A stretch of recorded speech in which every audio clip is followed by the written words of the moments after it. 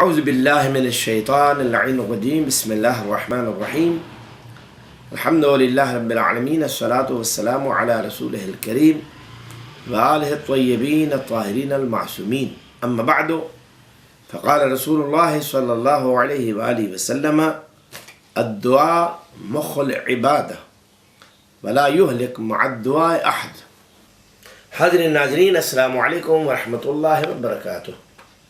آج ہمارا گفتگو کا عنوان ہے دعا روح عبادت ہے۔ فرمان رسالت صلی اللہ علیہ وآلہ وسلم ہے الدعاء مخ العبادہ، کہ دعا عبادت کی روح ہے۔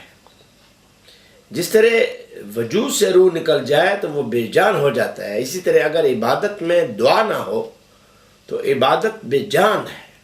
عزیزان گرامی، اور آگے فرمایا وَلَا يُهْلَكْ مَعَ الدُّعَاءِ أَحْدٌ، فرمایا کوئی بھی ہلاک نہیں ہوتا دعا کرنے سے، یعنی انسان کو دعا ہلاکت سے بھی محفوظ رکھتی ہے۔ یعنی دعا وہ شے ہے جس کی وجہ سے انسان ہلاکت سے محفوظ رہتا ہے، اور اس کی عبادت روح والی عبادت ثابت ہوتی ہے۔ اس لیے رسول خدا صلی اللہ علیہ وآلہ وسلم مزید ارشاد فرمایا: افزعوا الی اللہ فی حوائجکم والجوا الیہ فی ملماتکم وتضرعوا الیہ وادعوہ الا استجاب له فاما ان يعجل فی الدنیا او يعجل له فی الآخرہ فاما ان يکفر عنہ ذنوبہ بقدر ما دعا ما لم یدعو بمعثم۔ حضرت رسول خدا صلی اللہ علیہ وآلہ وسلم نے ارشاد فرمایا: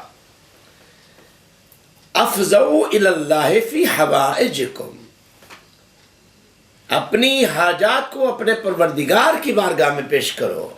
اے پروردگار، اے میرے اللہ، اے میرے مالک و خالق، اے علی کل شیء قدیر، یہاں اس کی بڑائی کو تسلیم کر کے اپنی حاجات اس کی بارگاہ میں پیش کرو۔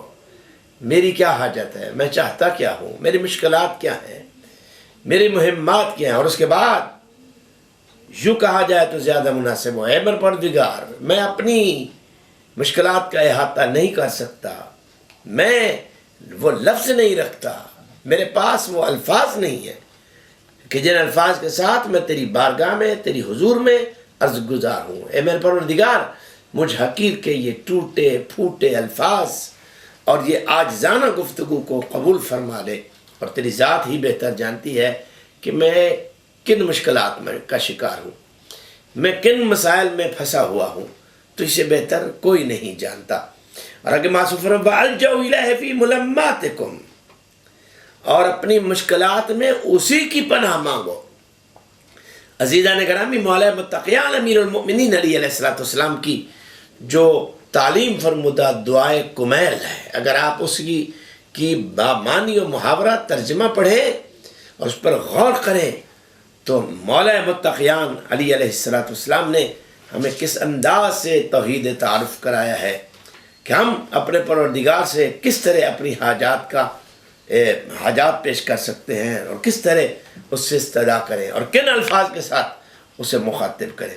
اور آگے فرمایا وَتَضَرَّعُوا إِلَيْهِ، اللہ اکبر، فرمایا کہ صرف اپنی مشکلات نہ پیش کرو، صرف اپنی حاجات نہ پیش کرو، وَتَضَرَّعُوا إِلَيْهِ، اور اس کی بارگاہ میں تضرع کرو، گڑ گڑاؤ، روو، اور پھر بحق محمد وآلہ الطاہرین، یہاں گڑ گڑا کے روکے محمد و اہل بیت محمد علیہ السلام کا واسطہ دے کے اپنی حاجات، اپنی مشکلات اس کی بارگاہ میں پیش کرو۔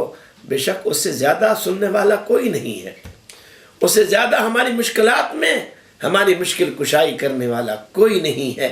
اور جب ائمہ علیہ السلام کا توسل ہوگا تو یہ وہ توسل ہے کہ جس کے بغیر کسی کی دعا سنوائی تک نہیں پہنچتی، کسی کی دعا اجابت تک نہیں پہنچ سکتی جب تک محمد و اہل بیت محمد علیہ السلام کا اس میں توسل شامل نہ ہو۔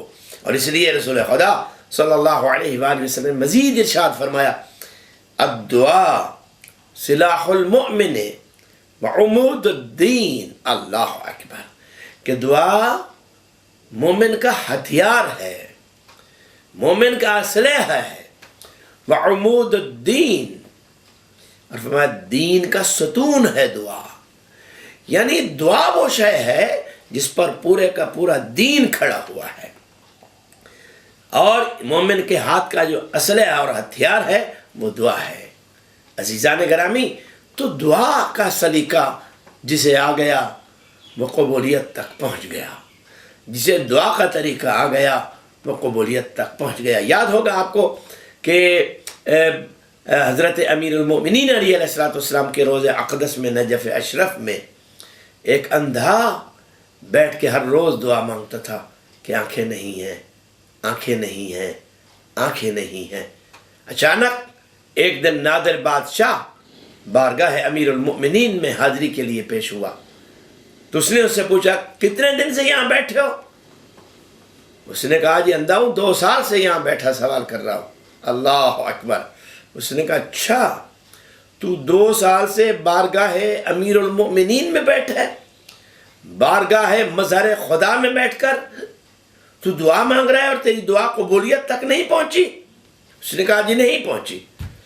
اس نے کہا مجھے سن اور پہچان، میں ہوں نادر بادشاہ اور میں جا رہا ہوں مولا متقیان کی ذریعے اقدس میں حاضری کے لیے، جب میں واپس پلٹوں تو تیری آنکھیں ہونی چاہیے، اگر تیری آنکھیں نہ ہوئی تو میں تیری گردن کاٹ دوں گا۔ اللہ اکبر۔ اب اس نے گڑ گڑا کے اپنے پروردگار سے مولا متقیان کی بارگاہ میں گڑ گڑا کے رو کے اور اپنی چیخ و پکار کر کے اپنی آنکھوں کے لیے دعا مانگی۔ جب نادر بادشاہ واپس پلٹے تو وہ نابینا بینا ہو چکا تھا، اور اس نے دیکھ کر کہا اچھا اب تیری آنکھیں کیسے آ گئیں؟ بدبخت کہیں کہ سوال کرنے کا سلیقہ تجھے نہیں آتا اور تو 2 سال سے میرے مولا کی بارگاہ میں بیٹھ کے مولا کو بدنام کر رہے ہو۔ استغفر اللہ ربی واتوب الیہ۔ تو اس کا مطلب یہ ہوتا ہے کہ جب آپ بارگاہ کسی حجت خدا میں جائیں اور ان کے توسل سے دعا مانگیں تو دعا کا طریقہ یہ ہو کہ اس میں تضرع ہو، خشوع و خضوع ہو، گڑ گڑاہٹ ہو، رونا ہو، اور یہاں سے دعا مانگی جائے۔ تو یہ کیسے ممکن ہے کہ علی جیسی ذات مقدس کا توسل ہو، بارگاہ امیر المؤمنین علیہ السلام میں بندہ بیٹھا ہو اور دعا کو قبول نہ کرا سکے، تو اس سے بڑا بدبخت اور بد نصیب کوئی انسان نہیں ہوتا۔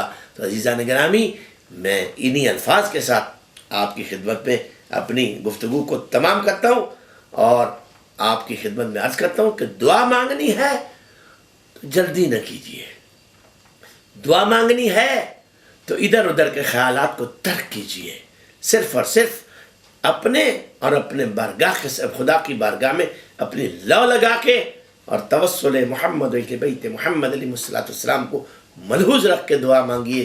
یہ ممکن ہی نہیں ہے کہ دعا قبول نہ ہو۔ اے پروردگار، کون ہے تیرے سوا جو میری دعاؤں کو سنتا ہے اور اسے اجابت تک پہنچاتا ہے۔ والسلام علیکم ورحمۃ اللہ وبرکاتہ۔